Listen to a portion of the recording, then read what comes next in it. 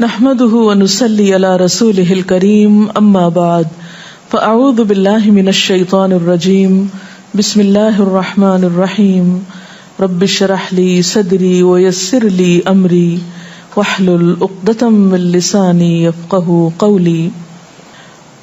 ہماری گفتگو کا موضوع ہے قیامت کی نشانیاں. بحیثیت مسلمان ہم سب کا ایمان ہے کہ یہ دنیا ہمیشہ باقی نہیں رہے گی، ایک دن سب کچھ ختم ہو جائے گا، اور ایسا ہونا بھی چاہیے، اس لیے کہ ہر آغاز کا ایک انجام ہوتا ہے، ہر ابتدا کی ایک انتہا ہوتی ہے. جس چیز پر زندگی آتی ہے اس پر موت کا آنا بھی لازم ہے. ہم اپنے آس پاس اس کی بہت سی نشانیاں دیکھتے رہتے ہیں. کائنات میں بہت سے دلائل بکھرے ہوئے ہیں جو ہمیں یقین دلاتے ہیں کہ ایک دن یہ سب کارخانہ بند ہو جائے گا، ختم ہو جائے گا، یہ دنیا فنا ہو جائے گی. وہ وقت قرآن پاک کے الفاظ میں زمین و آسمان پر بہت بھاری ہوگا، اور اس بھاری وقت کے آنے سے پہلے دنیا میں کچھ علامات نمودار ہوں گی. تو آج چند ایک احادیث آپ کی خدمت میں پیش کروں گی جو قیامت کی نشانیوں کے بارے میں ہیں. اس سے ایک تو ہمیں اپنے عمل کا جائزہ لینے کا موقع ملے گا، دوسرے ان سے یہ بات سامنے آتی ہے کہ نبی صلی اللہ علیہ وسلم کی باتیں کتنی سچی باتیں تھیں. وہ لوگ جو حدیث کا انکار کرتے ہیں یا احادیث کا مذاق اڑاتے ہیں، وہ ان احادیث کی روشنی میں آج کے حالات کو دیکھ سکتے ہیں کہ آپ صلی اللہ علیہ وسلم نے اللہ تعالی کی بھیجی ہوئی وحی کی روشنی میں جو باتیں فرمائیں آج وہ ہم اپنی آنکھوں سے دیکھ رہے ہیں. بہرحال اس وقت میرے سامنے حضرت ابو ہریرہ رضی اللہ تعالی عنہ کی حدیث ہے جسے ابن خزیمہ نے روایت کیا ہے. رسول اللہ صلی اللہ علیہ وسلم نے فرمایا، قیامت کی نشانیوں میں سے ہے کہ آدمی مسجد کے پاس سے گزرے گا مگر اس میں 2 رکعتیں ادا نہیں کرے گا. آج کتنے ہی لوگ ایسے ہیں کہ جن کے گھروں کے سامنے مسجدیں ہیں، وہ دن رات مسجدوں سے آوازیں سنتے ہیں لیکن مسجد کے اندر نہیں جاتے. نبی صلی اللہ علیہ وسلم کے زمانے میں اس بات کا تصور ہی نہیں تھا کہ کوئی شخص اپنے آپ کو مسلمان کہے اور پھر وہ نماز نہ پڑھے.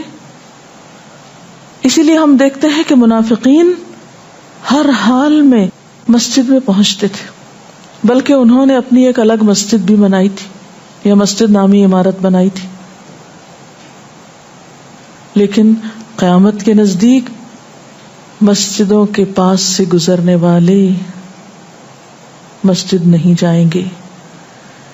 ایک اور حدیث میں آتا ہے، حضرت انس فرماتے ہیں رضی اللہ تعالی عنہ کہ اللہ کے رسول صلی اللہ علیہ وسلم نے فرمایا، لوگوں پر ایک ایسا دور آئے گا کہ ان میں اپنے دین کی حفاظت پہ صبر کرنے والا اس شخص کی مانند ہوگا جو آگ کے انگارے کو اپنی مٹھی میں تھامنے والا ہے. یعنی دین پر استقامت اور دین پر عمل اتنا مشکل ہو جائے گا بعض اوقات کہ جیسے ایک انگارہ ہاتھ میں لینا کہ انسان نہ لے سکے اور نہ پھینک سکے.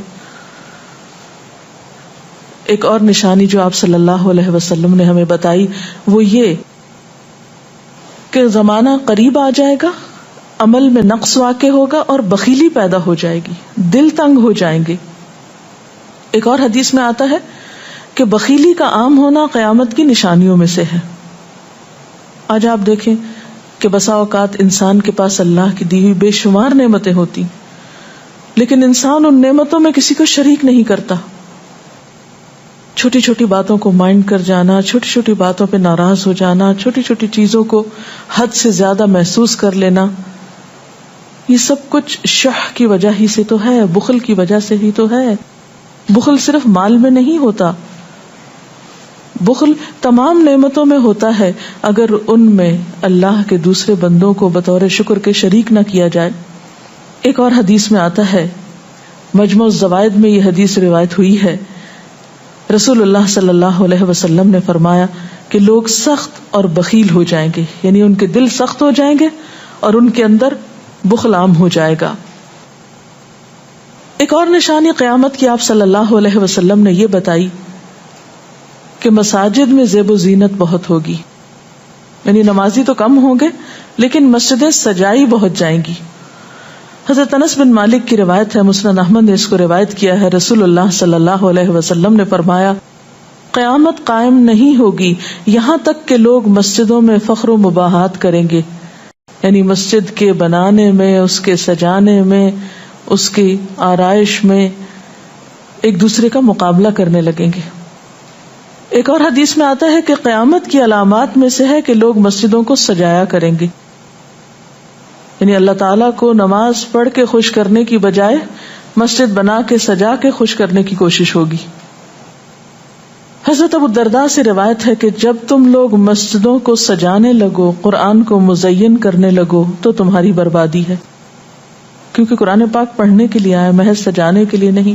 آج آپ دیکھیں کہ بسا اوقات ہم اسے پڑھتے کم ہیں، سمجھتے کم ہیں، اس کے مطابق زندگی نہیں بسر کرتے، لیکن خوبصورت انداز میں سنہری الفاظ میں لکھوا کر گھروں میں سجا دیتے ہیں. تو قرآن پاک سجانے کے لیے نہیں آیا، وہ تو ہدی للناس ہے، ساری انسانیت کی ہدایت کے لیے آیا ہے، لیکن ہم نے اس کا بس اتنا ہی فائدہ اٹھایا کہ اسے خوبصورت انداز میں لکھ کے تاکوں میں سجا دیا. اسی طرح ایک اور نشانی کہ انسان حلال حرام کی پرواہ نہیں کرے گا. رسول اللہ صلی اللہ علیہ وسلم نے فرمایا، صحیح بخاری کی روایت ہے، لوگوں پہ ایسا وقت ضرور آنے والا ہے کہ آدمی اس بات کی بالکل فکر نہیں کرے گا کہ جو مال اس نے حاصل کیا ہے وہ حلال ہے یا حرام ہے، یعنی کس ذریعے سے حاصل کیا ہے. ایک اور حدیث میں آتا ہے کہ قیامت سے پہلے سود پھیل جائے گا. ایک اور روایت میں آتا ہے کہ ہر شخص تک اس کا کچھ نہ کچھ غبار پہنچے گا، یعنی کچھ لوگ تو براہ راست اس میں انوالو ہوں گے اور کچھ لوگ انڈائریکٹلی اس سے متاثر ہوں گے. اسی طرح قیامت کی نشانیوں میں سے ایک اور نشانی دیگر امتوں کی مشابہت اور تقلید ہوگی. حضرت ابو سعید رضی اللہ تعالیٰ عنہ سے روایت ہے، رسول اللہ صلی اللہ علیہ وسلم نے فرمایا، تم اپنی سابقہ امتوں کی ایک ایک بالشت اور ایک ایک گز میں اتباع کرو گے، یعنی چھوٹے سے چھوٹے معاملے میں اور بڑے سے بڑے معاملے میں ان کی پیروی کرو گے، حتیٰ کہ اگر وہ کسی سانڈے کے سوراخ میں داخل ہوئے ہوں گے، یعنی گوہ کے سوراخ میں، تو تم بھی ان کی پیروی کرو گے، اس سوراخ میں بھی گھسو گے. ہم نے پوچھا، یا رسول اللہ صلی اللہ علیہ وسلم، کیا آپ کی مراد یہود و نصارہ ہیں؟ فرمایا، پھر اور کون؟ اور آج ہم مسلمان دیکھ سکتے ہیں کہ ہم کس کی پیروی کر رہے ہیں، کتاب اللہ اور سنت رسول اللہ صلی اللہ علیہ وسلم کی یا کسی اور کی. قیامت کی نشانیوں میں سے ایک نشانی زلزلے بکثرت آئیں گے.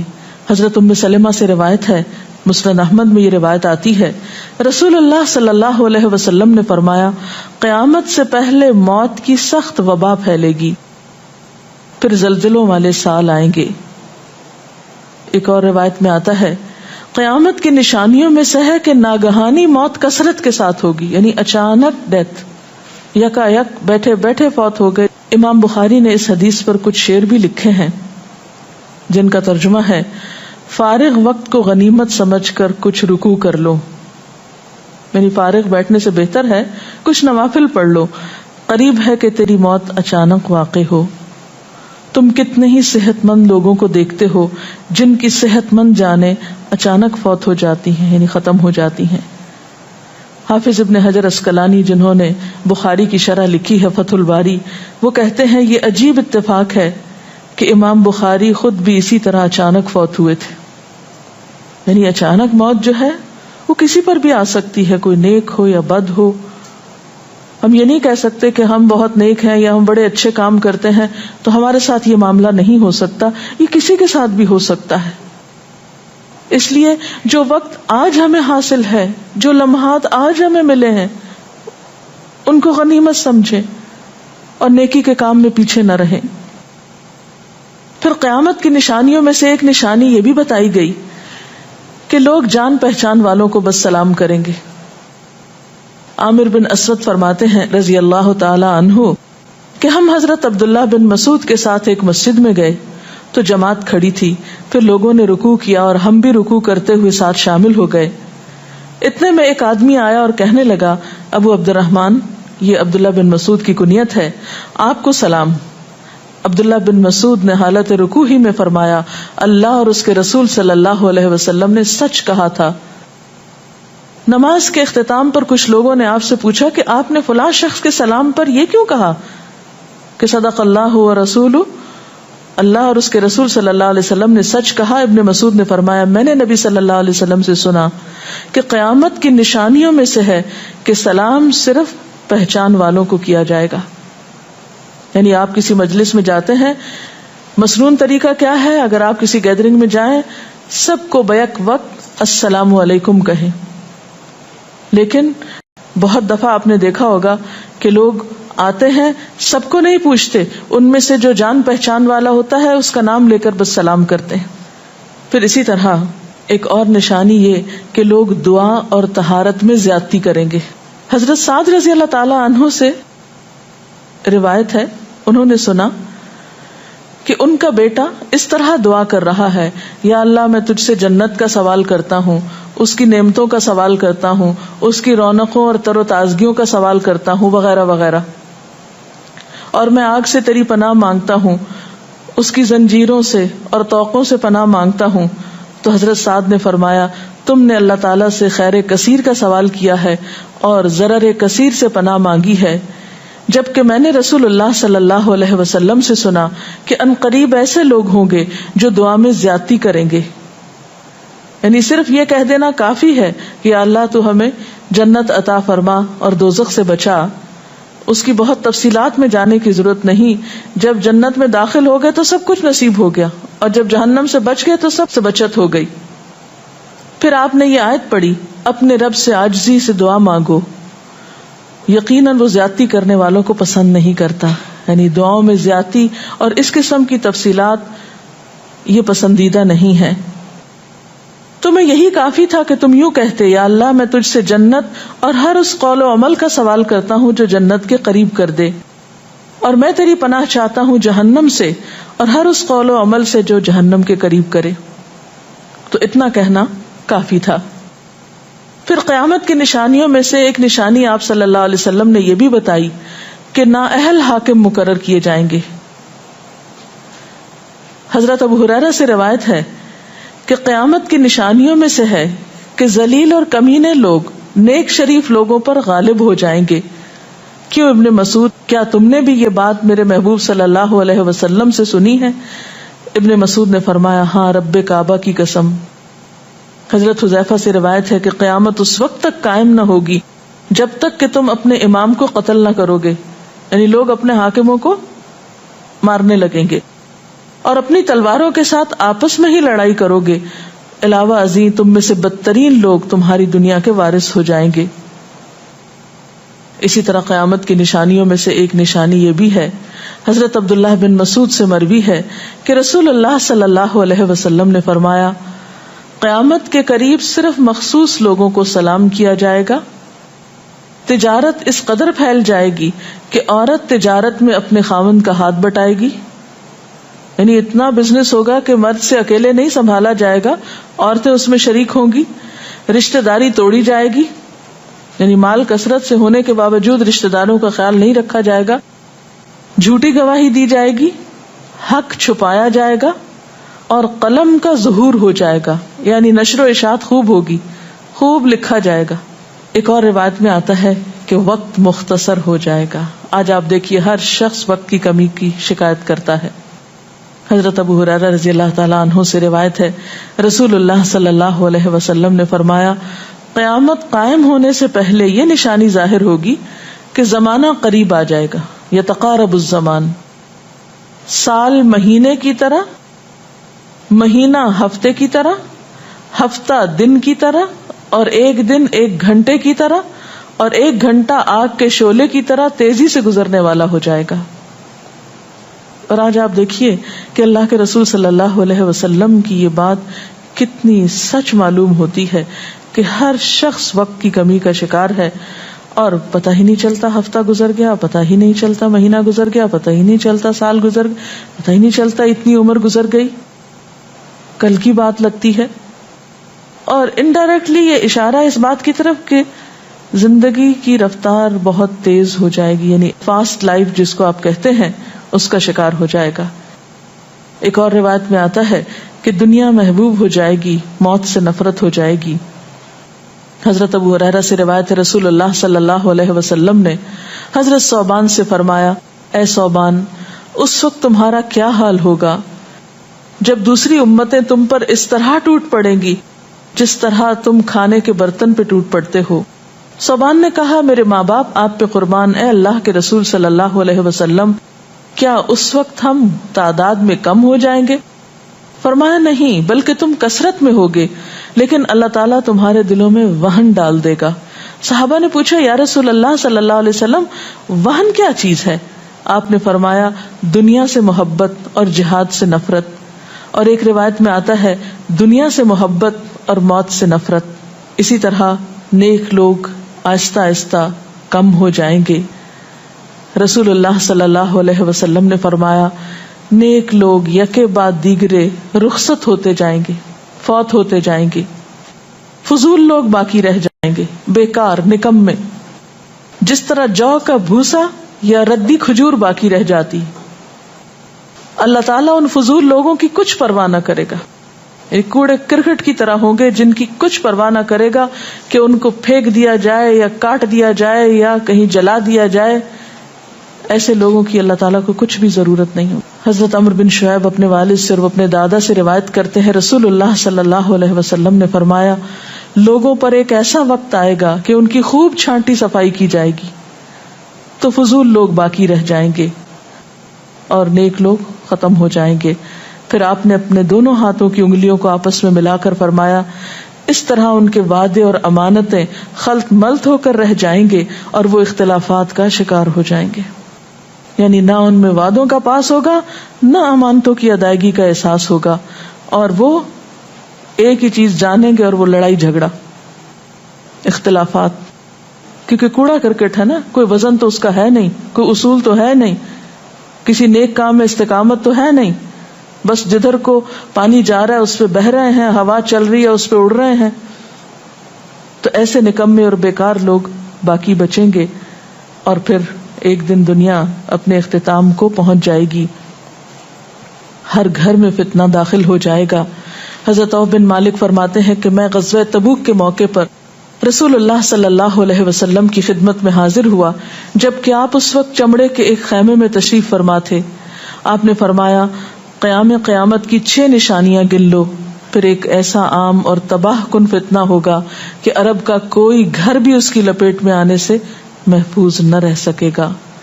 تو اللہ تعالیٰ سے دعا ہے کہ وہ ہمارے ایمان اور عمل کی حفاظت فرمائے اور ہمیں نیکی کی توفیق عطا فرمائے، اپنی ذمہ داریوں کو صحیح معنوں میں پورا کرنے کی توفیق عطا فرمائے.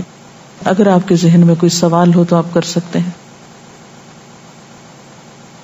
جو لوگ قیامت کی ان علامات کا مذاق اڑاتے ہیں اور کہتے ہیں کہ یہ حالات تو بہت عرصے سے ہیں، قیامت آنی ہوتی تو آ چکی ہوتی، تو ہم کیا کر سکتے ہیں، انہیں کیسے سمجھا سکتے ہیں؟ دیکھیے کہ جو لوگ مذاق اڑانے پر تل جاتے ہیں ان کا کوئی علاج نہیں. نبی صلی اللہ علیہ وسلم کے زمانے میں بھی ایسے لوگ موجود تھے جو دین کے شاعر کا مذاق اڑاتے تھے. قرآن نے ایسے لوگوں کو منافق بتایا ہے. اور بات یہ ہے کہ جب قیامت آئے گی تو پھر کسی سے پوچھ کر نہیں آئے گی، اس کا وقت تو اللہ تعالیٰ کو معلوم ہے، اور جب آ جائے گی تو کوئی اس سے فرار حاصل نہیں کر سکے گا. آج ہمیں اللہ تعالیٰ نے اختیار دیا ہے، چاہیں تو کسی چیز کو مانیں اور چاہیں تو انکار کر دیں، لیکن جب اصل حقیقت سامنے آئے گی تو پھر ہم انکار نہ کر سکیں گے. آپ نے بتایا کہ قیامت کی نشانیوں میں ہے کہ طہارت میں بھی زیادتی کی جائے گی، تو اس سے کیا مراد ہے؟ اس کا معنی یہ ہے کہ لوگ طہارت حاصل کرتے وقت وسائل یا ریسورسز کو بہت ضائع کریں گے. مثلاً یہ کہ وضو کرتے وقت بہت زیادہ پانی لنڈھانا، بہت صابن گرانا، اسی طرح نہاتے وقت بہت پانی ضائع کرنا. نبی صلی اللہ علیہ وسلم کے زمانے میں پانی کی قلت بھی ہوتی تھی، لیکن اس کے باوجود آپ صلی اللہ علیہ وسلم کی تعلیمات میں ہے یہ بات کہ ایک شخص کو آپ نے فرمایا تھا کہ خواہ تم دریا کے کنارے بیٹھے ہو پھر بھی وضو کے لیے اتنا ہی پانی لو جتنا تمہاری ضرورت ہے، یعنی بہت زیادہ پانی ضائع نہ کرو.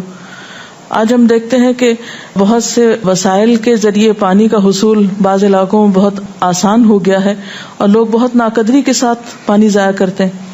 مثلاً بعض دفعہ دیکھا گیا ہے کہ برش کرنے کے وقفے میں ٹیپ کھول دی جاتی ہے، بعض اوقات 5 منٹ تک ٹیپ میں سے پانی بہتا رہتا ہے اور آرام آرام سے لوگ اپنی طہارت اور صفائی کا اہتمام کرتے رہتے ہیں. تو کسی بھی طرح کے وسائل کو ضائع کرنا جو ہے وہ اسلامی تعلیمات کے خلاف ہے، خواہ وہ دین کے کسی کام کے کرنے میں ہی کیوں نہ استعمال کیے جائے، وضو جیسی چیز میں ہی کیوں نہ استعمال کیے جا رہے ہوں. تو طہارت میں مبالغہ آرائی کا مطلب یہی ہے، وسائل کا ضیاع. دعا میں زیادتی کا مقصد کیا لمبی دعاؤں کا بھی مراد یہ ہوگا؟ اصل میں دعا تو حسب ضرورت کی جا سکتی ہے، حسب موقع. کبھی آپ کے پاس وقت زیادہ ہوتا ہے تو آپ دیر تک بھی دعا کر سکتے ہیں، مخصوص اوقات میں، مخصوص قبولیت کی جگہوں پر. لیکن سنت کے طریقے سے ہٹ کر مبالغہ آرائی کے انداز میں دعا کرنا اور پھر ردیف قافیے ملا کر دعا کرنا یا شعر و شاعری کے انداز میں دعا کرنا، ان چیزوں سے منع کیا گیا ہے. وآخر دعوانا ان الحمد للہ رب العالمین. سبحانک اللہم وبحمدک نشہد ان لا الہ الا انت نستغفرک ونتوب الیک. والسلام علیکم ورحمۃ اللہ وبرکاتہ.